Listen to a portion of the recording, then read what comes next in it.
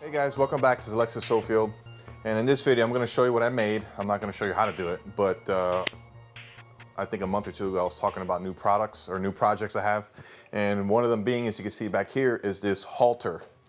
I think I'm saying that the right way, for a show cow. I'm going to bring the camera over to show you a little more detail how I built it, along with some things that I learned along the way. But this is basically what he gave me. He said, hey man, do this.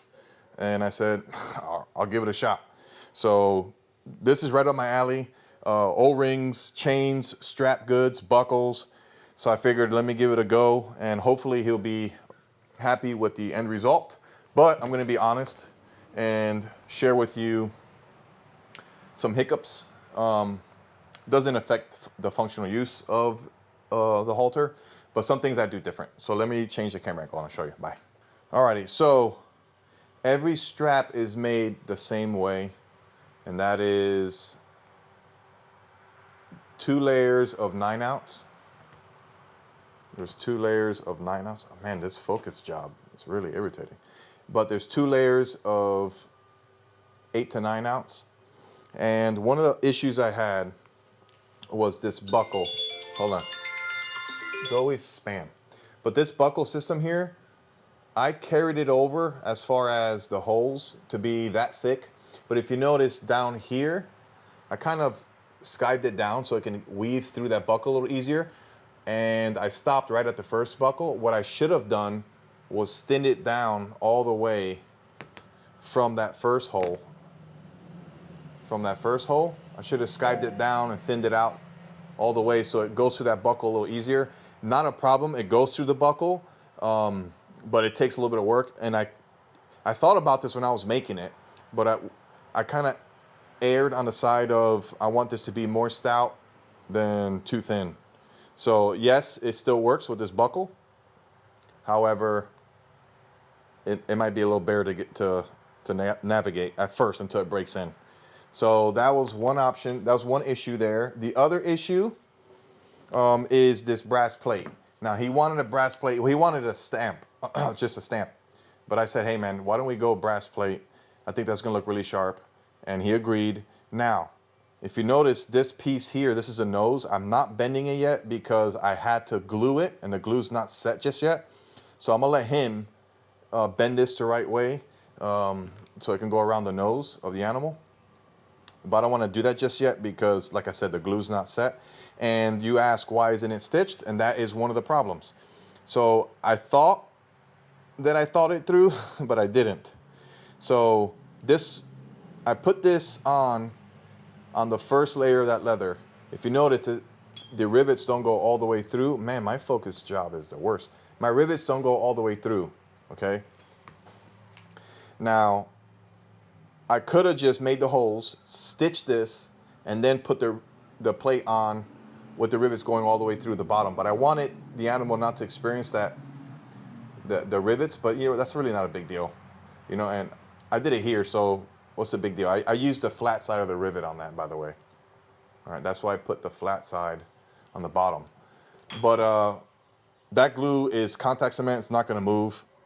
But next time what I would do is I would put this together, stitch it, and then put the plate in, and I run it all the way through to the bottom.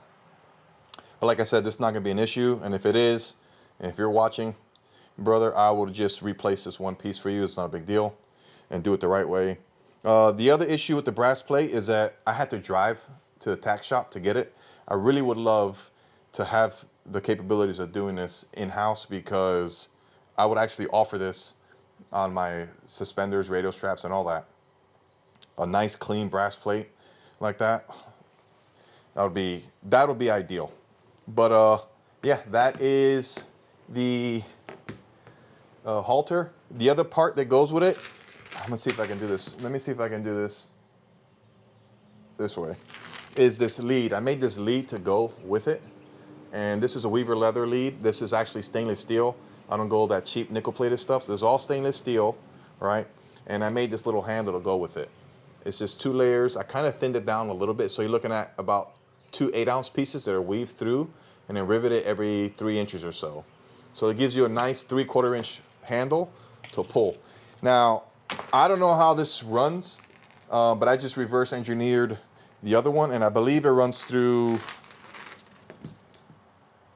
I have to look at it. Oh, it runs through here, right?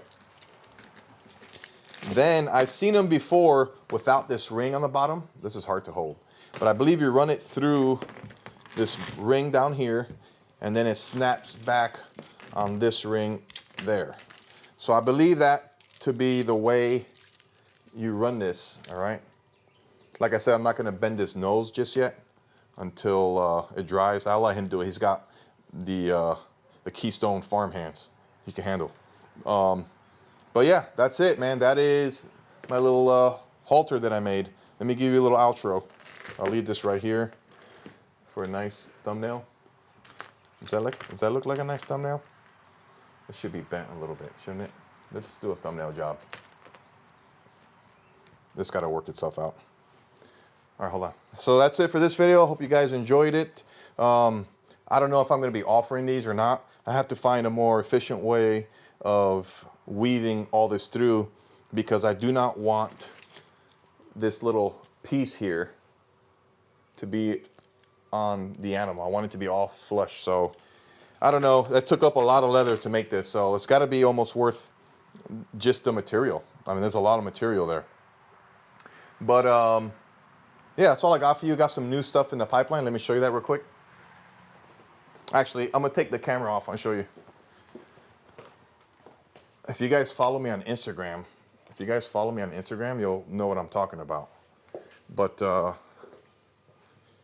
yeah, I'm working on this tooled pair of suspenders, and I still have to buff this down. I antiqued it, and I want to get into the tooled suspender game, and I'm probably going to hand stitch this because I do not want to ruin it through that sewing machine.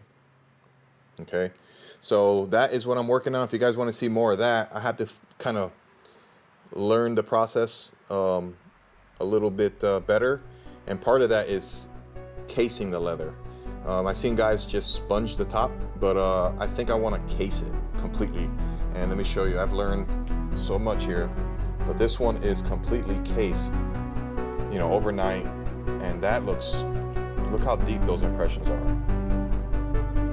So I think I'm going to go this route, but trying to find the right timing for all that. I think I figured it out. All right, guys, that's all I got for you. God bless you. Have a good day, and look out for Saturday, another part 3 or 4 of the suspender build. All right, bye.